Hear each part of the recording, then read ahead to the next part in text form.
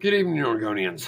So, again, my name is Edward Renfro. I'm running for House Representatives District 2, which includes Tiller, north of the Tiller Trail Highway, Drew, north of the Tiller Trail Highway, does not include Dry Creek, comes up includes Tri-Cities, parts of Myrtle Creek, everything from Myrtle Creek up, everything east of I-5. Then into I-5, it actually cuts back into Roseburg by a few blocks, comes up to about Harvard Ave, takes a hard turn to the west, goes out into the Melrose area, all the way to the backside of Roseburg, comes back up into Sutherland, out 138 west to Elkton out to the Scottsburg area, including Drain, Yoncalla, Sutherland, obviously, up 138 all the way to Diamond Lake. This last weekend, me and my son were up in the Steamboat Creek area. Came across a road that the Forest Service had trimmed, and I will add it to this video. I want the people of Oregon to see what's going on. They keep blaming all of the fire damage and all of this on climate change. We have had climate change for millions and millions of years. We all need to realize this. If climate change hadn't happened, we wouldn't be here. The dinosaurs would still rule the earth. So with that being said, them trimming roads, thinning roads, and piling the debris up on the side of the road, uphill, when a fire gets a hold of that, there's no way you're going to put firefighters in front of it. That adds to your ladder fuels to shoot it right up into the trees. What I saw this last week and scares me and has made me very aware that as a state and a state representative, we need to somehow, and I do believe I know how, and I will be adding all this up. I will be putting it on my representative Facebook site. I think I know how to do it. It's called the Apache County Resolution. Apache County, Arizona was the first one to do it, and I think that it's time that I get with the commissioners of Douglas County and we start this fight in courts to take back control of the BLM and the U.S. Forest Service within our county and start thinning it. I'm not talking clear cuts. Everybody, every time I talk about logging, everybody is thinking clear cuts. Thinning the forest, taking out the dead and dying, replanting, treating it like a crop. You take out the dead and dying, you replace it with new, you keep the cycle of life going.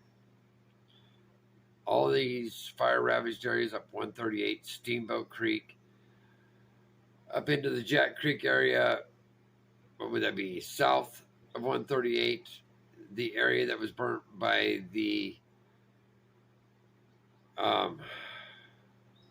fires in 2020, that needs to be logged. Everything that's not alive and is dead and just sitting there, it doesn't need to be left to rot.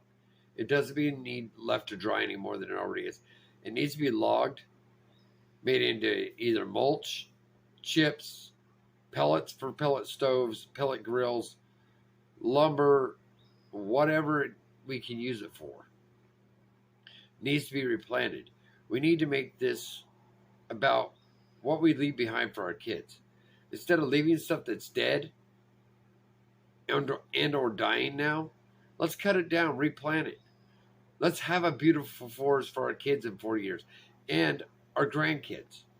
And then our great-grandkids beyond that. Let's make a difference for the future. Everybody's looking at right now. Right now, the state of Oregon is a carbon negative state.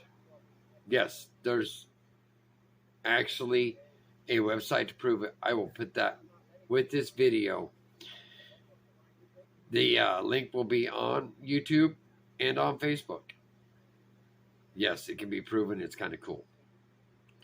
So let's start making it even more of a carbon negative state.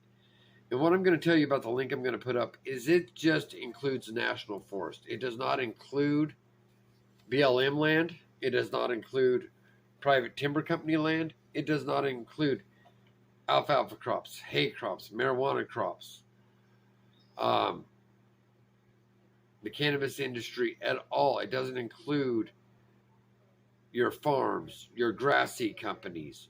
It does not include nurseries that are growing trees. It does not include gardens. It does not include your blackberry, your brush. Everything that grows like that soaks up carbon. I'm not here to say we're the greatest, but guess what? We're doing pretty good here in Oregon. The whole green industry that's being pushed on us, do I think it's a good thing? Do I think it'll bring jobs? In Central Oregon and now over into Southern Oregon, we have places that are controlled by the BLM that can be made into solar farms. Okay, and I'm going to have a lot of people go, oh my God, don't do that. Well, believe it or not, they have found that areas that are solar farms that are in desert areas are actually starting to grow grass, which would take more carbon out of the air and actually make for a better environment on the ground wise. Because underneath that solar farm is a cooler surface due to the shade that it provides. So in ways, it's better for our environment. It's better for the vegetation under the solar farms because it doesn't get as much sun, it doesn't get as hot. So, it's something to think about. Having my dad, a guy that retired from a mill, before that owned a logging business when I was a kid, brought that up with me. I didn't think about all this myself, and I want to give people the credit for what they do. So I'm going to stop this here. I'm going to add the other video to this. I'm going to put this on Facebook and YouTube. Y'all take care. Well, here we are again. Today is July 1st, 2021, and me and my son, again, 22. Are out in the woods. Or 22, yes. Thank you, Will.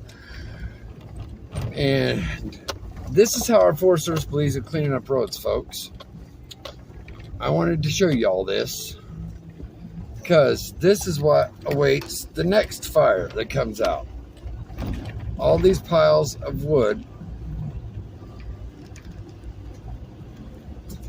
logs beside the road. How does this show the Forest Service they care? How does this show us that the Forest Service cares at all about fire danger? Let's just pile more dry timber beside the road and leave it there. I'm not trying to be negative with this. I'm trying to put this out there for people to see what is going on. You guys can't see a lot of this. I'm watching through the camera too as I'm driving.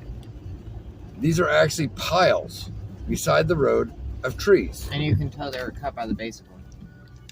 All these are like that we've been driving by.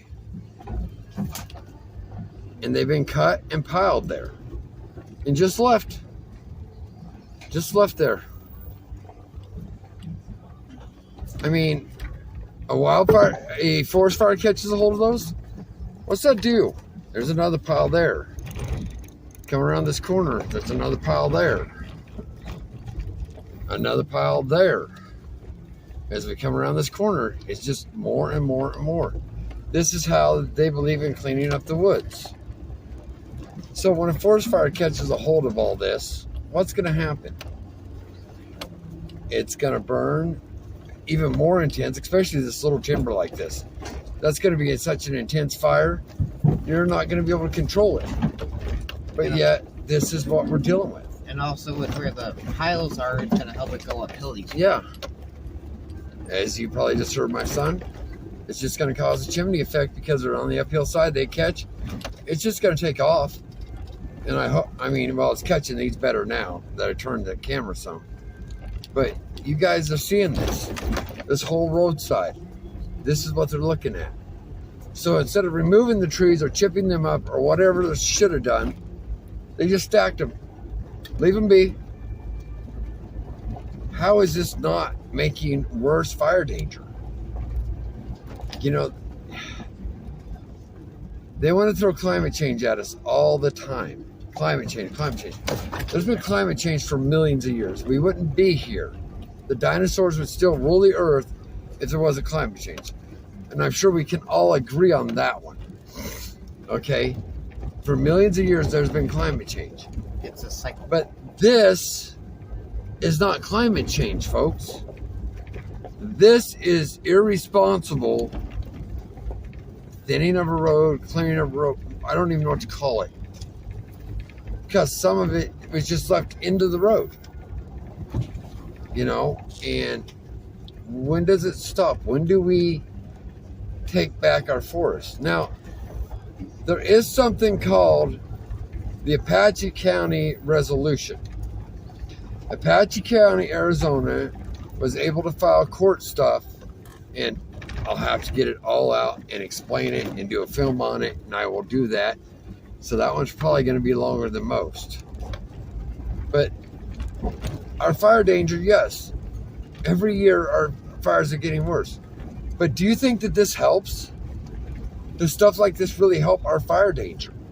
Or our fires be less intense? No, this makes it 20 times more intense. It's got an abundance of fuel to run uphill with, into other fuels. I mean, this is... I don't even know what to call it, folks. I really don't. You know, I try to do the best I can by Oregonians by exposing the truth of what's out here in the woods, what people aren't seeing, what they are hearing from the Forest Service and everybody else that wants to stuff the climate change down our throats. Is not what's going on out here in the woods. This abundance of timber that's laying here dead, oh my God, coming up is just ridiculous. I'm going to leave the camera focused just like it is so you guys can get the vastness of this. I mean, this is beyond ridiculous. If a fire runs through here, all this timber is dead. That's down. Brown needle, dead. You know how fast that's going to go up in flames? If any of you have been out fires with needles, you know how fast this fire will grow. There will be no way to stop this fire.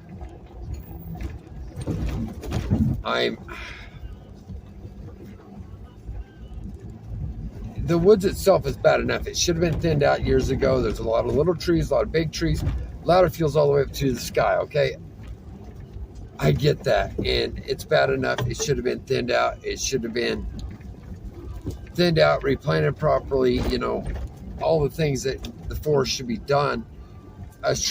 We need to treat it like a crop. Take out the dead and dying, replant, make it more fire resistant. After every time you log it, at least log it, and I think more than that even, you should control burn it underneath. But this is what we're looking at.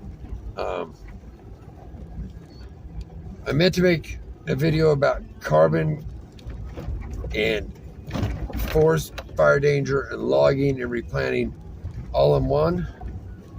I did not plan to come out to this today. I did not plan on finding a road that is 300 times worse than what I could have ever imagined. You know, and I imagine a lot of this was possibly uprooted and blown down from the snowstorm of 2019. But instead of laying it off to the side like this, because it's been machine laid off to the side of the road, haul it to a mill.